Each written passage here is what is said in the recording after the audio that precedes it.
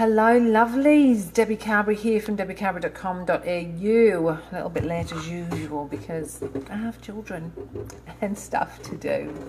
So I am going to be talking tonight about, who's the most important person in your life? Who's number one? And I guess, I'm sort of chuckling to myself when I think about what a lot of women would say to me if I asked them who's number one. Because I think that most women would suggest that other people are number one. Maybe it's your kids that are number one. Hi, whoever's just joined me. Don't forget to say hello. Maybe it's your kids that's number one. Maybe it's your partner that's number one. Maybe it is friends, colleagues, your parents, your siblings. Maybe it's people in your community. But whenever I talk to women and I'm asking, who's number one for you? What's the number one priority? Who's at the top of the list? You can bet they're not going to tell me it's them. And I guess, culturally speaking, we live in a cultural storm that says self-sacrifice for women is number one, admirable and expected sometimes, and it's a nice quality to be giving and helping other people. And I guess it is until it's completely out of whack, which is what I see a lot of the time in my clinic. So I'm seeing women who will put other people before themselves. And I guess when it comes to small babies, small babies, you can't not put them first, You have to look after them. They have to be at the top of the list. But there comes a point in time when, we gradually start to move further and further away with our kids, allowing them more independence and more space and more energy to do what they need to do, and we become, freer to do some of the stuff that's really important to us. So some of the things that tell me that women are starting to get it out of whack, because this I guess is where people like me come in, therapists come in, when women are giving, and then they hit a wall. So their giving has become completely unsustainable, to the point where they're exhausted, overwhelmed, tired, resentful, angry, frustrated, feel like they're being taken for granted. And, for a lot of women, that just doesn't feel really nice. I think women want to be able to give without the headache of going, gosh, this just feels like it's really hard work. And I guess, when you think about some of the things in your day-to-day life for women, if you happen to be working, which many women are now, back in the day when my mum was around, women didn't generally have a full-time job if they worked at all. And, I know back in the 60s, and I think this is really interesting, that, the research data about the 60s is that women had more free time and spent less time with their children, a lot less time with their children. I remember we would get up and go out and be out for most of the day. You come back to be fed and that would be it, really. So things have dramatically changed for a lot of women. We have women who have a full-time job, so my 8, 9, 10-hour day, and there's transport to and from, and then there's kids, if there's kids involved, there's, pickups and drop-offs from wherever they happen to be, whether that's at kindy or preschool or school or after school hours care, or another arrangement that's been made. And then they start the second job of the day, cooking, cleaning, washing, ironing, what have you got on tomorrow, all of the extracurricular activities of their kids. And I guess, it takes a toll. It takes a massive toll on women when we give. For those of you who are watching me, I would love you to say hello to me down there so I know who you are, and I can sort of say a big shout out hello to you. You don't have to, of course. It's entirely up to you, but it's nice to get a bit of interaction. All right, so what motivates us to overdo it? What is the motivation, apart from the cultural pressure, of course? What are the other motivating factors that push us to do way more than we probably should do? And I guess some of the things are, women say this to me a ton. which is, I really just want my kids to be happy. And I'm like, wow, that is a tall order. What does that mean? What does it look like for your kids to be really happy? What does it actually look like? And for a lot of women, it's about giving more time, more energy, more money. They need to be involved in lots of different activities. They need to try an instrument, learn a language, do a team sport. If they have something that they're passionate about, that one of my kids was really into AFL football, and every single weekend it was sort of taken up with footy for a period of time. So we want our kids happy, and so we enroll them in things and we take them to things. But after an 8-hour, 9-hour day, you can feel pretty exhausted. So when you get back and everything is finished in your day, it might not be till 9 or 10 o'clock at night if you're lucky. And then what's left over for your relationship? What's left over for you? And generally speaking, there's very little, if anything, left over for either of them. So I guess, it's interesting that we are giving more than we probably ever have, but women are just on their knees. They're exhausted. It seems really simple, like I think about all of the opportunity that we have as women, and it's more so than probably in the history of the world. Women probably have more choices now than they probably have ever had before. But that kind of seems to be problematic. It's like, we're told we can have it all, but can we really have it all? And I don't know that we can have it all. I don't think we can give and give and give and give and give and then expect to have anything left over for ourselves. I just don't think we can. And I'm coming up for 50, and I've got 4 kids. Well, I'm 50 actually. I'm coming up for 51, and I've got 4 kids. And for 21 and a bit years, the energy required for my kids, my family, and my home, my partner, the energy required was massive. But my kids are growing up, and my kids have got lives of their own, and my kids want to go off and do stuff, and they are doing stuff. And I'm sitting at home going, what should I do with myself? It's quiet, isn't it? And I think this is the problem when we fill our lives with all of these other people's wants and needs and stuff. And I think when we fill our lives with their stuff, we pay a price in today. But not only that, we pay a price down the track, because there comes a time when our kids are going to get up and go. We have a bank account, there's a finite amount of stuff that we have in here to give. And once you give it, there is no more. Like, that's it. And I think I'm seeing women who are absolutely exhausted beyond themselves. They're just dragging themselves through their day, and it's really stressful, really hard, really troublesome.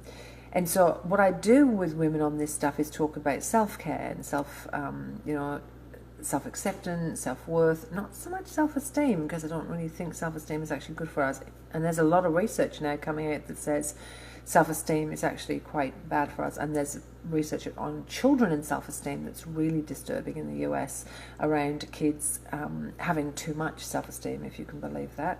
And we're getting these quite entitled kids who've not had to struggle in their lives, so we haven't helped them to have that challenge of struggling and trying to get things and working hard at things, and so they're really having problems and suffering with some anxiety and depression, which, that's not what we want for our kids, but inadvertently that is happening.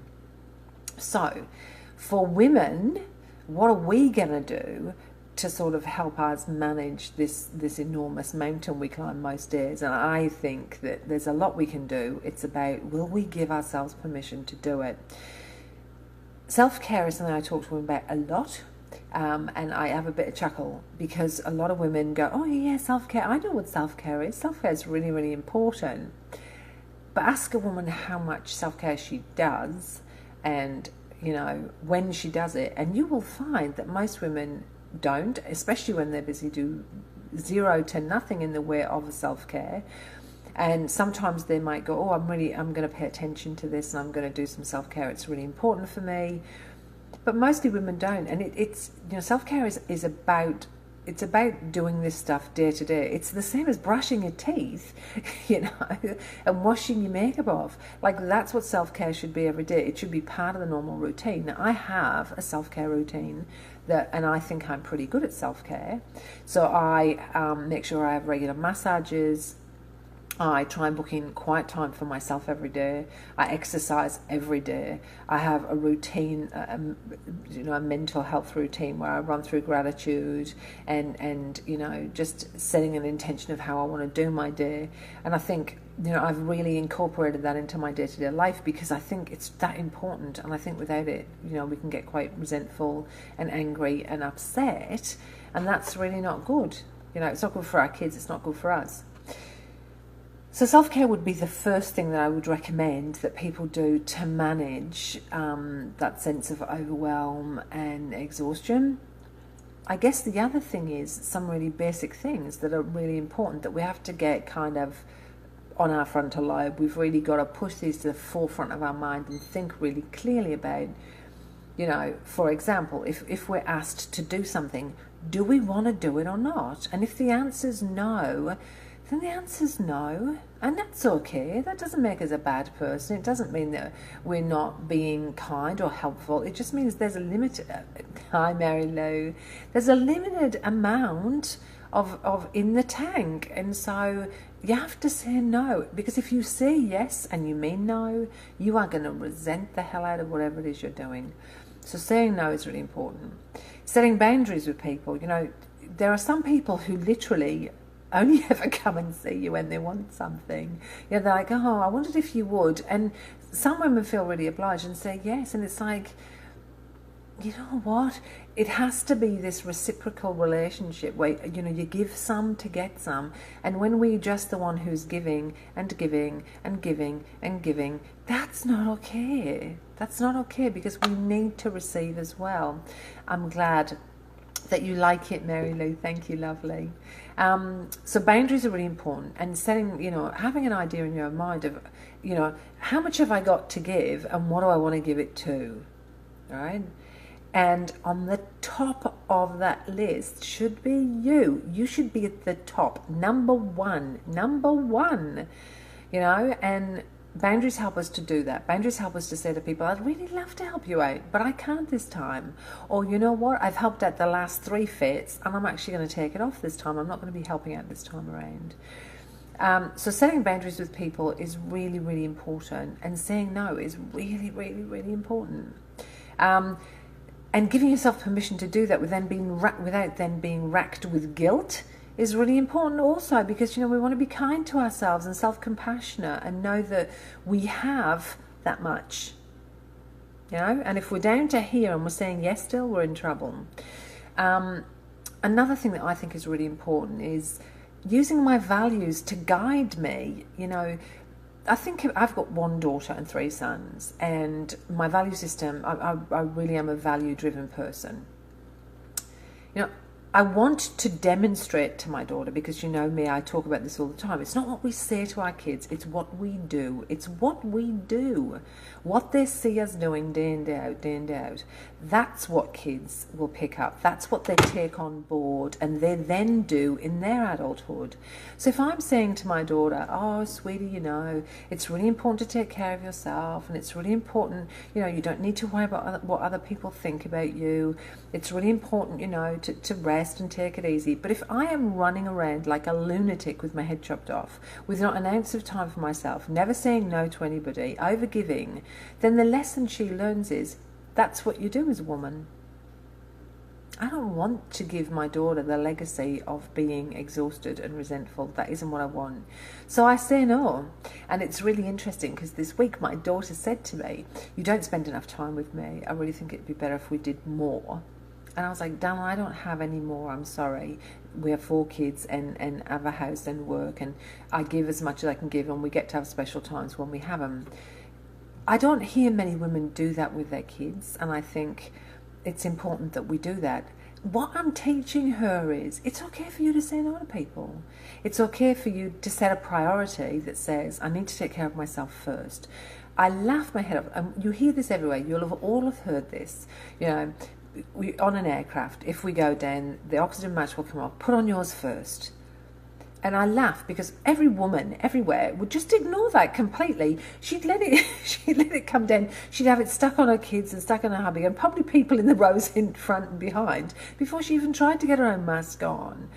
So we need to give ourselves permission to do that. It's okay for us to go me first. Because when we do me first, then we have the space, time and energy to give from a really good place. Not from a space of feeling resentful and angry and frustrated and taken for granted. Because that's not nice, is it? Like when you receive from that space, it's not nice. So living to your values and demonstrating to your children and to your partner that this is how we look after ourselves. This is how we take care of ourselves, by doing it yourself. And finally, give and take. All relationships are transactional. You got to give some to get some. And that includes children and partners and parents and our own siblings and colleagues. If I'm giving 80% of the time and receiving 20% of the time, I'm going to run out of steam pretty quick. It has to be a reciprocal situation. We have to be able to ask for help from other people. And when they say they're going to help us, we have to make space for them to give to us and be gracious. Thank you. That's it. There doesn't need to be a no, it's okay. We can go, absolutely. Thank you so much. That's fantastic. That really helps me out. So I'm going to summarize. If you've got any questions, pop them in below. If you want to ask me any questions, I'm more than happy to answer any questions about self-care and self-acceptance and giving yourself permission and being number one on your list. So if you want to pop those below, you can. And I guess to wrap it up, I think we're kind of getting things really, really out of whack now, and it's concerning. You know, we overgive to our kids, and we're seeing kids now with a sense of entitlement and who are unable to do struggle and having mental health issues because of that, because we're doing too much for them. We have relationships that are just sideline, you know, where the couple relationship has become not as important because there's so much going on elsewhere, which isn't good for the family. And where women are absolutely on their knees, exhausted and beside themselves. So you've got to take care of yourself. Give yourself permission to do what you need to do. Live to your values, live to the values that are important, that you want your children to have. Demonstrate it, because that's what they're going to do in the future. Don't forget to set boundaries with people, because we teach people how to treat us. If we don't set boundaries, people will just take what we offer all the time. And finally, relationships are reciprocal. It's give and take, and not just give and give and give. So I have nobody saying too much, so I'm just going to wait for a couple more minutes and then I'm going to turn off for tonight. If you would like to learn more about taking care of yourself or self-acceptance, self-worth, if you're keen on working with somebody around how to do your parenting in a way that your kids can see because of the way you model your own behavior, how to do self-care, self-acceptance, then I am available to work with people. You can find out information about my services on my website, which I'll put under here on the Work With Me tab. I'll also pop down under here today a little freebie I've got on self-care. So there's a self-care checklist to see, where you sit when it comes to self-care, and some suggestions of things that you can do to take better care of yourself. All right, it's very quiet. It's been a fairly quiet one. Last week was a bit more noisy than this. If you have any questions about anything you see on what I've talked about tonight, and you do want to ask me questions, then pop those in the chat underneath as well, and I will definitely answer all of them. And I will see you again this time next week. So thank you very much for joining me. Take care, everybody. Bye.